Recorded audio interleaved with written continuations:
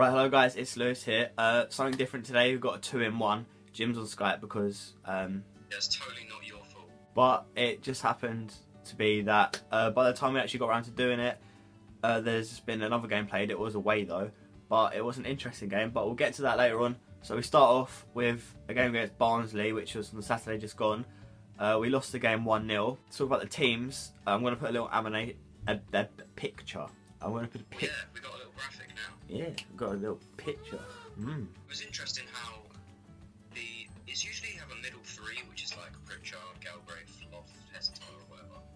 But it seemed to be like wider, and they put McGlashan and Hoyt, well, not Hoyt, Loft on either side. Yeah, and so like... It's quite interesting, and as I always say, McGlashan isn't the starter. So guys, like Jim said, the main talking point in this team was Jermaine McGlashan on the right, Loft fielding at the left with Hessenthal sitting more defensive.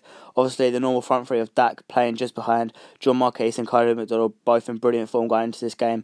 It was a normal back four with Egan and Amo in the centre-back partnership with Hoyt and Garmston on the wide defensive areas, if you like, as well as Nelson in the middle, like normal.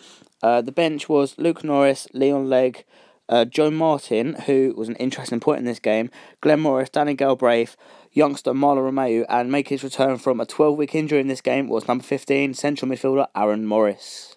McGlashan, he didn't have his best of games, let's just say that. I've always said, if you follow me on Twitter you'll know, but I've always said that McGlashan is not a starting player. Like, not in a bad way, he's just so much more effective if he's a substitute in like the 70th, 80th minute, because he's one of those players that can run really fast and exploit it perfectly. If he starts the game, he's going to have the same amount of energy as everyone else. He's going to be worn out. Doesn't have much stamina. But if he comes on as a sub at 70th minute against defenders that are really tired, he's going to obliterate them. That's what we did when we won 3-1 against... who was it? He's not a starting player. It was fair enough though, because you can sort of like, obviously you've got a new manager, learn from your mistakes, and then last night's game he didn't start McGlashan. It wasn't the best of games, to be fair. Garmston, the defender on loan from West Brom, I don't know what he's done. He's ripped his hamstring or something. He went off injured. Joe Martin came on. It was like right in front of us, because I think he ran into a loose ball or something, and he just slowed down. So he sat down like right in front of us, near the stewards were. And as he was being taken off, they were going to substitute on Joe Martin. Someone forgets their shirt. Right, basically, I've got some extra information on this as well, which you might not know. But basically, exclusive. LB39 exclusive. Obviously, Garmston got injured, so Joe Martin goes to warm up because he's been warming up to come on as a replacement for left back, obviously. And as he was getting changed to come on the pitch, he forgot his shirt. So Leon Legg, the centre back that doesn't play much, went to get his shirt. Comes back out, brings out John Egan's spare shirt. So he goes back into the changing rooms, and Barnsley score. Comes back out, and Martin comes on, and all is good. But it was such a lucky goal, like he shot, and it was just saved, and he just put in the rebound. Yeah, it was one of those that if we had Garmston on the pitch, or left back, it would have been defended. Yeah, it was kind of annoying. But going forward, we weren't the best. Because we didn't, like on the bench, I can't remember who it was. You'll see it in the animation. Picture, I said it again. We didn't have any game changes on the bench. Obviously, because McGlashan started. And going forward, Hessenthal and Loft both had shockers. Marquise was solid. McDonald didn't really do much. It was, the back four were good. I thought Bradley Dack, yeah, the back four were good. Amo was man of the match, but deserved. But I think Bradley Dack was actually playing pretty well. For some reason, Dickinson wasn't on the bench, who's always a good game changer, but he's been out of favour since Edinburgh come in, because obviously you got winning side. But yeah, but it was good to see Aaron Morris back on the pitch. Yeah. Aaron Morris.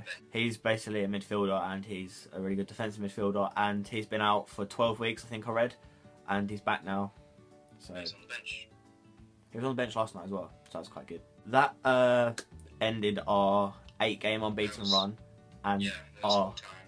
I think when Justin Edinburgh was interviewed, he was pissed off. Really, it was a frustrating game. And our we had a record for the most games in a row scored in the Football League currently, and it was 18. Oh yeah, wasn't it 18? Yeah. Or 19, I don't know. It's a shame. Yeah, but that's ended now. But nevertheless, we move on to last night's game. So me and Jim haven't spoken about this yet, but last night's game, McGlashan didn't start. As it's an away game, we only know the Gills highlights that are uploaded on YouTube and the Twitter updates by Luke Cordell, Gills Page, what else, Ken Online, Gills. Yeah. So just to highlights, the Gills wall, Raynham end views, you know, And they're the only things we know. So our analysis aren't always going to be accurate because we just know text. yeah, Gillingham see Swindon as rivals, but Swindon don't see Gillingham as rivals because there was an incident between players in a tunnel a few years ago. But basically, Gillingham hates Swindon, and we played Swindon. I think it is pretty clear that Justin Edinburgh learned from his mistake in the previous game. He went back to a 3 central midfielder with Josh Pritchard coming in for McGlashan. That gave more defensively solidness. The other change in the team was Joe Martin coming in for Bradley Garmson. He got injured in the Barnsley game. He's gone back to West Brom, which is pretty sad. Brennan Dickinson made it onto the bench this time for an impact game changer. And also we had McGlashan on the bench where not where he belongs, but where he plays best, coming off the bench to run at tired defenders. Well, apparently we started quite well, and apparently McDonald missed a good shot, quite a good chance quite early on, and apparently hit Dak or something. I don't know, apparently Swindon came into it, but we matched them tactically. Have you seen the Gills highlights yet? Yeah, I have. Loft was running down the left, took it around a Swindon player, who I thought was actually really poor defending because he sort of just looked lazy, just stuck his leg out. But the cross came in, it was missed by someone running in front, probably Marquise, and then falls to Colin McDonald, and literally just back heels into the corner. Quite a tidy goal. Went to half time, no half time shootout, of course, because it was away. And then second half kicks off. Yeah, and about And then 21 about 30 seconds later. in, Dak plays in a cross that Hessenthaler beautifully headed it. Yeah, before that there was the build up. McDonald was just sprinting, trying to weave in and out, and then he's passed it to Dak. Dak came along and Hessenthaler headed in. After the game, Justin Edinburgh said to the press that obviously the assistant manager, Andy Hessenthaler, used to play for Gillingham, is Jake Hessenthaler's dad, and Andy was telling Jake to get into the box more. You can see that on some of the other highlights, and got into the box and he scored. So yeah, it was a brilliant header. It's like one of those really acute angles. Like it was at the near post in front of the keeper, flicks it and it went into like on the right side of the goal, like in the right netting. the other highlight on it was Douglas' shot. It was a free kick. It was a free kick with Dak and Loft. Dak took a touch to leave it to Loft. I think, what was it, 30, 35 yards? Yeah, probably. So he took a shot, and the highlights weren't that good. Like the cameraman didn't really move quick enough. Yeah. But West Fodringham saved it, the Swindon keeper. And I think, to be fair, I think West Fodringham is Swindon's best player. Yeah, apparently Loft had another shot like that, but that wasn't on the highlights. Swindon hit the bar, apparently. Every single The player. highlights were pretty biased towards us. Yeah, they showed 4 highlights and the 3 goals and then Loft shot. Spoiler. Spoiled the third goal. They scored the 3 goals. Well, right, there was a third goal, okay. You silly Billy. It was like 88th minute, I think it was. When I saw it, like the start of it, because they showed the build-up, I sort of thought it was going to be a Swindon chance because Egan sort of passed it back to Nelson, but it was going quite slow. Yeah, so And then Nelson just like hammered it up the pitch. It bounced. Just saying, you could hear the Gills fans singing the last waltz in the background. And then McDonald like sort of flicks it like over his head, and it just lobbed the keeper, and it went in. yeah, because Fodringham was going to come up to collect it. It was one of those like really far out clearances, and it bounced like 25 yards from the goal. And then Fodringham ran up to chase it, but he judged it wrong. It was the wind or something. So McDonald just on the volley flicks it over the keeper, and he's nowhere near it. Went in 3-0. Yeah, and that's McDonald's, what, 14th, 15th for the season? Yeah, that's a really good result, and it's a good way to bounce back. On Saturday, we have Doncaster, and the reason I'm looking forward to that is because a certain Stephen Bywater plays for them.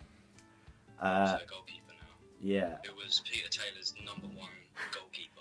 And every fucking game. he was not good, and basically...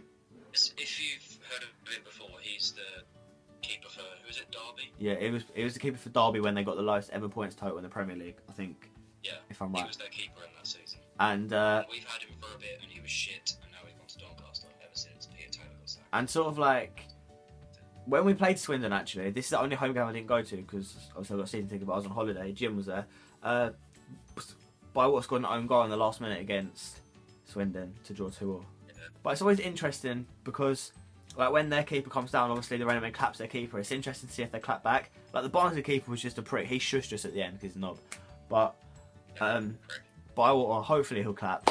Also, I don't really know the like ins and outs of it, but there was someone that fell unconscious behind us. I don't know if it was a man or a woman. And I heard people saying, like, calling down to the stewards, like, first aid, we need first aid. And they were straight on it, and apparently there was this old man that was just out of it, knocked out or something.